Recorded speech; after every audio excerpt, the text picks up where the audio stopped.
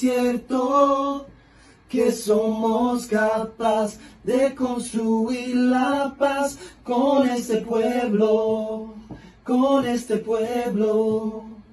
Nuestros cuerpos no son máquinas y nuestra dignidad no está de venta, no está de venta. Es cierto que somos capaces de construir la paz con este pueblo, con este pueblo. Nuestros cuerpos no son máquinas y nuestra dignidad no está de venta, no está de venta. Y es cierto que somos capaces de construir la paz. Hello, it's Kairos time. A Kairos moment is a time when crisis and opportunity collide and the possibility for something new can emerge. Thank you all for joining us again for our new bi-weekly series of 30-minute talks with our partners, collaborators, and movement builders as we discuss what's happening in this moment and what we are doing to respond to this Kairos time. For our second chat today, those who would be free must strike the first blow. We are featuring an organizer with the Coalition of Immokalee Workers, Gerardo Reyes, and the Alabama Poor People's Campaign tri-chair and organizer with the Alabama Greater Ministries, Reverend Carolyn Foster. And we're going to talk about how they have been able, through the work of their organizations, to capture the imagination of thousands in these challenging times. My name is Sierra Taylor. I am an organizer with the Poor People's Campaign, a national call for more revival. And I work with the Kairos Center as a cultural strategies organizer and educator with the Poverty Scholarship and Leadership Development team. I would also like to, although you can't see them, but just so you know that they're here, thank our colleagues at the Kairos Center, Tony, who is live tweeting, Anna, who is moderating on Facebook and YouTube, and Pauline, who is supporting with the tech. This is truly a team effort. And so although you may not see everyone, just know that we have some really incredible leaders with us here today. I would first like to introduce Reverend Deacon Carolyn Foster, who was born and raised and educated in Birmingham, Alabama.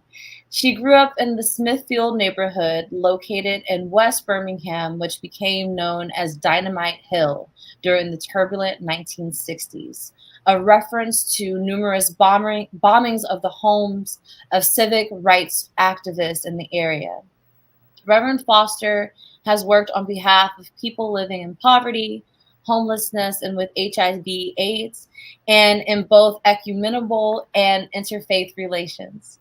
She has served as the executive director of the Alabama Faith Council, a statewide coalition of people of faith who work together to end poverty and injustice. She has served on several state and local boards and is currently serving as the Faith and Community Coordinator at Greater Birmingham Ministries. She is ordained in the Episcopal tradition for ministry in November 2002 and served at St. Mark's Church. She has also studied education for ministry at the University of the South in Sewanee, Tennessee. She is the co-chair of the Episcopal Diocese Commission on Race, Religion, and teaches workshops on anti-racism within the Episcopal Diocese and with diverse faith communities, social and civic organizations. The Reverend Deacon Carolyn Foster is the mother of one son and enjoys spending time with family, reading, and listening to music. And I can also say in real life, you are awesome. And I'm really happy that we get to speak with one another today. I would also like to introduce a brother from my home state of Florida. Gerardo Reyes with the Coalition of Immokalee Workers. Gerardo Reyes Chavez is a staff member with the award-winning human rights organization, the Coalition of Immokalee Workers, CIW. Mr. Reyes is also a farm worker and has worked in the fields since age 11, first as a peasant farmer in Mexico and then in the fields of Florida, picking oranges, tomatoes, blueberries, and watermelon. A CIW member since 1999, Mr. Reyes has worked with consumer allies to organize national actions in the campaign for fair food.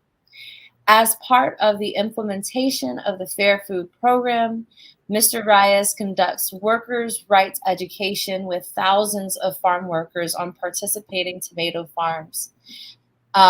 Mr. Reyes regularly speaks about the Fair Foods Program at events across the country, such as the Harvard Law School, the Aspen Institute, Labor and Work Life Program convening on farm labor challenges, and the Interfaith Council on Corporate Responsibility, multi-stake roundtable on ethical recruitment. The Aspen Institute named him a 2018 Ricardo Salinas Scholar. He was a keynote speaker at the 2018 TED Med Chaos and Clarity Conference. Thank you so much, Gerardo, for being here as well and for the incredible work of the CIW. As a daughter of a fast food worker, the work that you all have done over the years to stand up for workers at all levels in the industry, those who are seen and unseen, is tremendous. And I really appreciate the work that you all do. Thank you so much. Thank you. All right, now I got the introductions out of the way. Now we can hang. So I wanted to talk with you all a little bit about organizing in the South. We talk a lot about within the Kairos Center and also within the Poor People's Campaign, a national call for more revival of the importance of the leadership of the poor and dispossessed, uniting across lines of historic division, and also the importance and significance of the South in understanding the United States and the struggle of everyone who is fighting for a world that puts our needs over the needs of property. So if you all, maybe we could start first with you, Reverend Carolyn, just talk a little bit about the work that you all do in Birmingham and just like what it's like to be an organizer in the South for folks who don't know.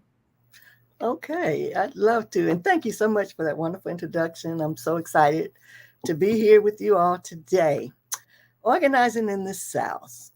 One thing we have to keep in mind when you're organizing in the South is you have to have a lot of patience and a strong backbone because the problems in the South, and particularly in Alabama, stems all the way back really to our history of slavery. And Alabama is actually the 6th poorest state in the nation. And that is because of our systemic issues dating back to slavery, dating back to segregation, and even now to racial discrimination. So all of those systemic issues are so ingrained in our system that it takes a lot of work, a lot of hard work, a lot of stick-to-itiveness to untangle all of those systemic issues. We are not the 6th poorest state in the nation because of lack of resources or natural resources, because Alabama actually we're the most biodiverse state in the nation. And we have an abundance of water and timber and minerals. You know, we are rich in things like coal, steel, because we used to be called the Pittsburgh of the South because we were really strong with building of steels and pipe and things. Our problem is systemic, has been from the very beginning. Our 1901 Constitution states in its introduction that the founders of the Constitution was coming together to form and a constitution that was built on white supremacy. It is still, our Constitution still says that today. So one thing people need to understand about organizing in the South is that there are good people here, but the systems that have kept us kept a grip really on poor people, on low wage workers, on unions, it all is interlocked around our systemic issues. And it takes a lot of hard work to unravel and to release the grips, because it's all about power. And that power is seated in Montgomery, in our state capital. And it is hard, but it's worth it. And we do take steps forward. And we continue to take steps forward until we can loose the grips of all of those obstacles that keep us locked into poverty and discrimination. Thank you for that.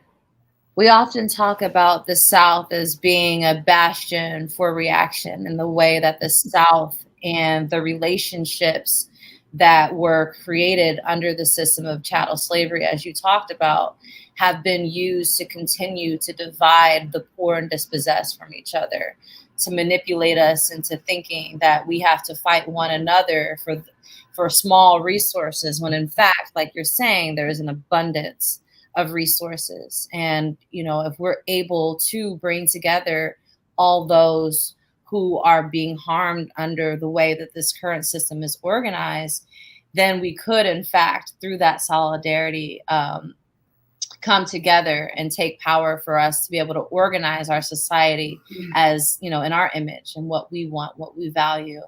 I really appreciated I think it was last weekend, my goodness, time, but I was able to join the Florida Poor People's Campaign, a national call for a moral revival. Their state leadership are having some strategic meetings, and Tony, representing the policy team at the Kairos Center, did an overview of what is going on in the South in terms of policies and, you know, these crises of, you know, houselessness and lack of access to health care and lack of access to voting.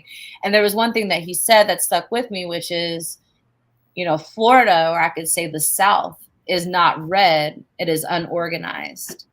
And so I wanted to turn it over to you, Gerardo, to talk about what it is like organizing in Florida and the work that you all have done to bring together those who are most impacted by these systems of exploitation, to take leadership and struggle with one another. And yeah, the wins that you all have been able to accomplish so far have been tremendous. So if you could just talk about what it's like organizing in the South and in Florida specifically.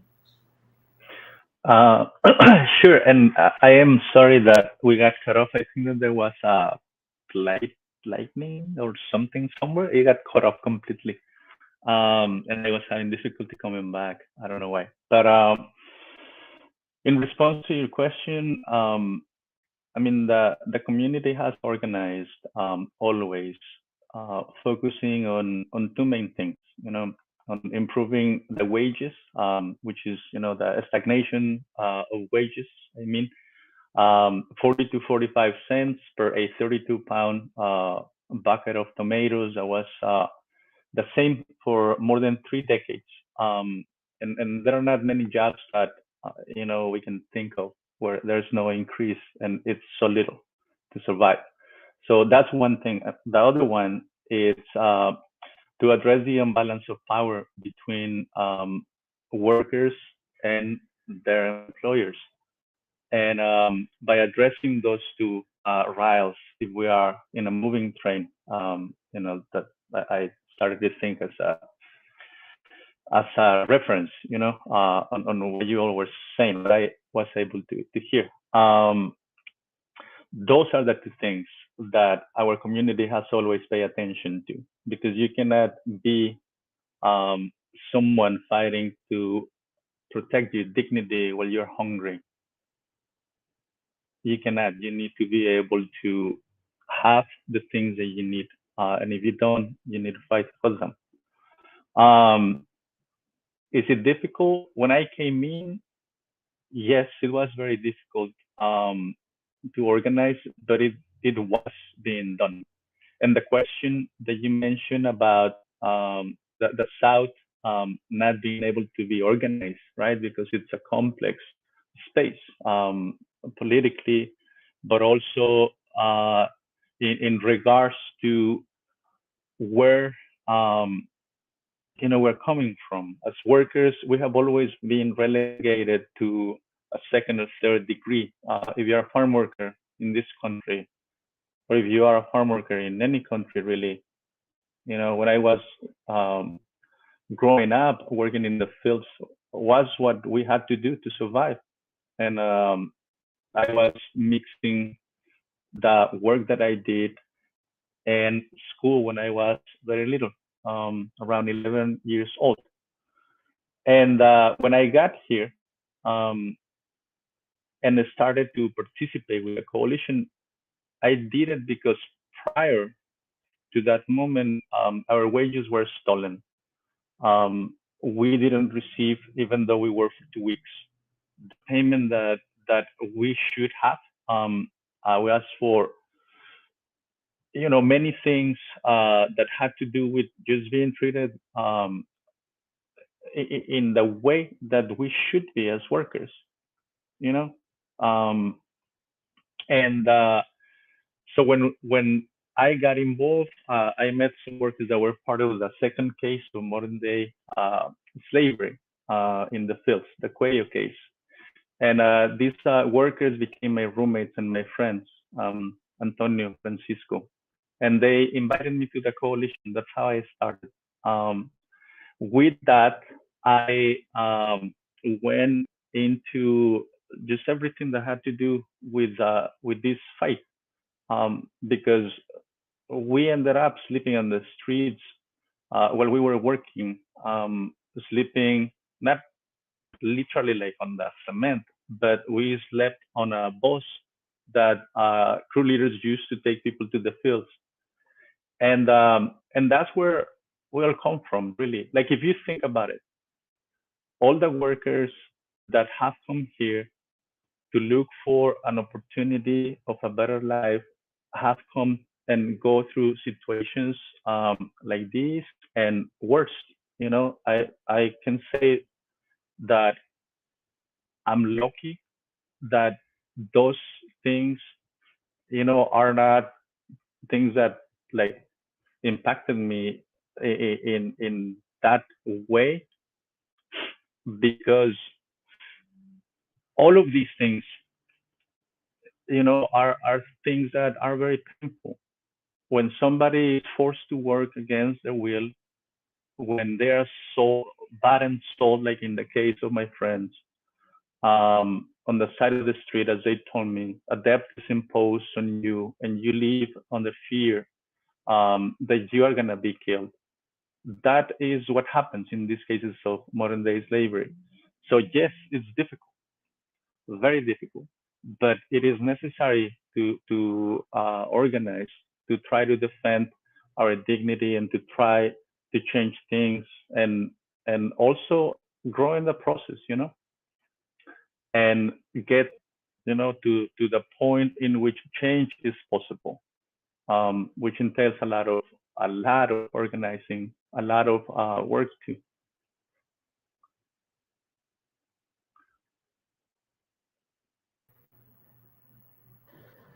Wow, thank you for that. Something that really struck me in what you were talking about is this element of dignity. That when we're in struggle, it's not struggle. Our survival is not just the substance, the food and the water and the shelter, but what comes with that, the feeling of safety, the feeling of dignity, of the feeling of, being a human being and being valued. And I know that when we all spoke last week and just thought about what we wanted to share, as leaders in this movement, and talking about the work that that you all are doing. In particular, the two things that came up, of course, the South, but also the role of faith and spirituality, and how that is connected to the struggle that we're engaged in. And so I wanted to ask you all about that. What has been the role of spirituality in your development, personally, but also with the work that you all do, the communities that you're organizing with? What has been the role of faith and spirituality, and why has it been important for you all to lift this up in our work? Because through the work that have been going on for the past 3 decades, the Coalition of Immokalee Workers have focused from the very beginning on establishing those connections with different people of faith from different backgrounds that are interested in supporting this in a smaller amount, like a smaller number of people were there at the beginning, from what I've seen, what I understand. And that is something that was growing. Participation was growing very rapidly once we started, to do the campaign for fair food in 2001 when we started with Taco Bell. And it was through that we were able to create the power that was necessary to be able to help the industry to come to the table eventually. And we did a lot of work with different groups also, but so in regards to the importance, that is part of it. We wouldn't have built what we have if it was not something that we had built together. And that is, I think, what makes it work. But turning on the other question, for me, that question makes me think of just different moments where spirituality, or I don't know how to define it.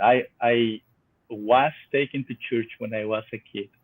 I was taken to different churches as I was growing up, and I, to be honest, I didn't really felt many times that I wanted to go, but I went anyways, and in that I learned about the importance of those moments too, because for me, where I grew up, it was an issue of community. That's where you saw your friends. That's where you would be able to hang out, play, and so to me, it's a moment like that. But in moments in which you go through different situations, it is very important to try to connect with that part of you. I cannot say that I am like a religious or very religious person, because that's not the case. I am a human being, and I think that I am a spiritual person in my own way. And for me, when I think about this, when I think about the power of spirituality, I think about the moments in which people, when they risk their lives to come here, how a prayer that comes from anybody in your family, a prayer that comes, from your wife or your brother, your mother, it doesn't matter. when you are risking your life in different situations that require you to go through that, that's when you realize that's what for me it's spirituality, is the ability to understand that we as human beings cannot do things by ourselves or alone. So that's just some thoughts. I don't know if that responds, but yeah.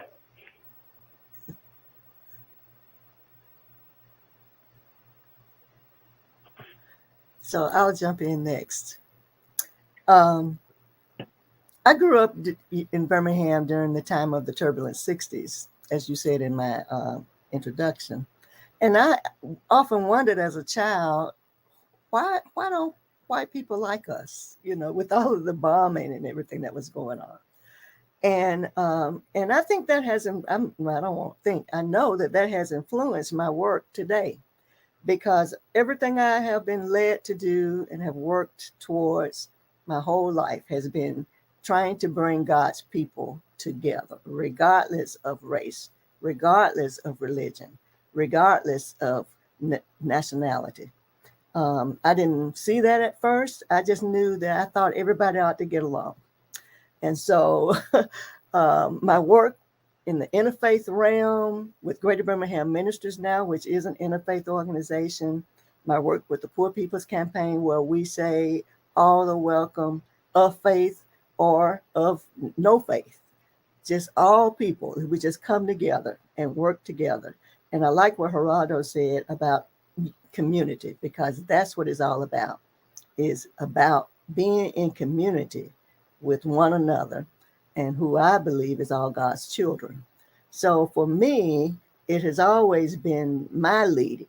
That is why. And then during the 60s too, of course, most of the folk in Birmingham area was led by a minister of some sort because of their moral leaning. So that's where I have been directed in my own spirituality.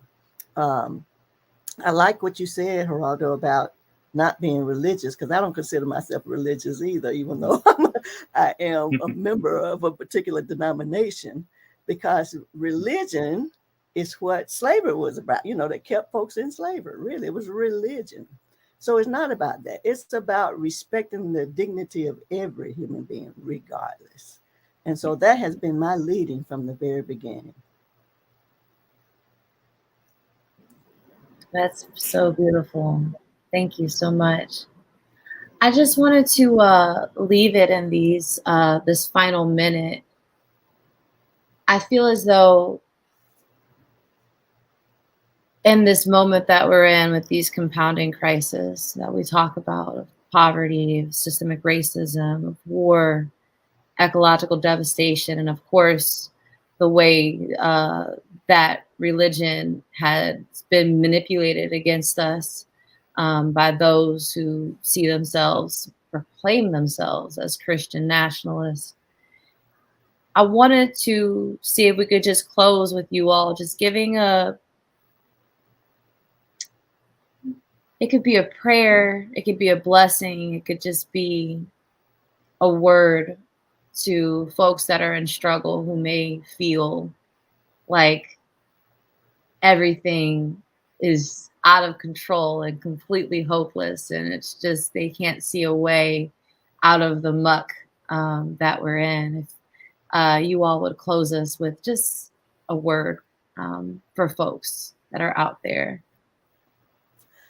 I would like to just encourage people, particularly if you are impacted by some sort of injustice, whether it's racial, whether it's poverty, whether it's economic injustice, to keep the faith, to keep the faith and to hold on. I love that song, Hold On Just a Little While Longer. Come on, because I know justice is coming soon. So just continue to hold on, because when we come together, we are powerful. And it is so important for us to come together, work together, and show our power. We are sleeping giants. And when we come together, we can show our power and change and dismantle all of these injustices. So just hold on. Thank you. I would just say,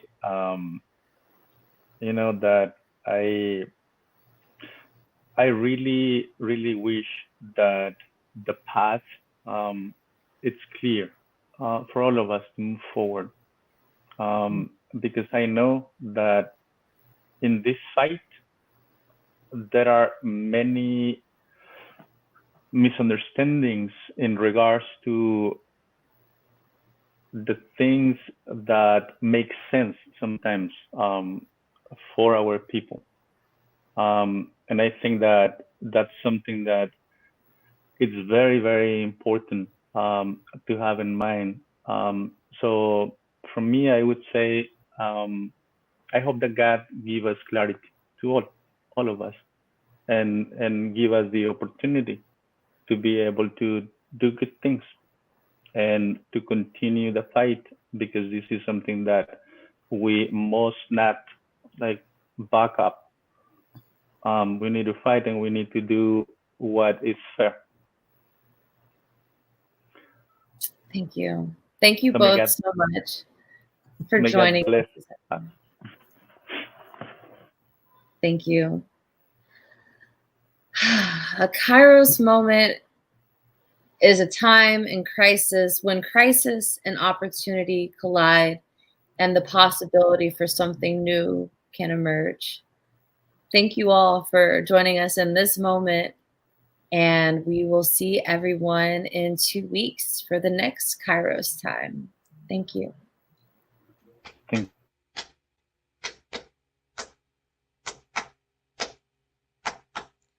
Which side are you on, my people? Which side are you on? Which side are you on now, people? Which side are you on? Well, now, Florence Reese was a freedom fighter. She taught us how to fight, and we'll fight all day, we'll fight all night until we get it right. So now, which side are you on, my people? Which side are you on? I said, which side are you on, my people? Which side are you on? Well, now, the coal miners were freedom fighters, still teaching us how to fight. So we'll fight all day and we'll fight all night until we get it right. So, hey, which side are you on, my people? Which side are you on? Oh, which side are you on, my people? Which side are you on? Well, we can all be freedom fighters, teaching others how to fight. So let's fight all day and fight all night until we get it right. I said, which side are you on, my people? Which side are you on? Oh, which side are you on, my people? Which side are you on? And to the senators, which side are you on? We want to know, which side are you on? I said, which side are you on? We want to know, which side are you on?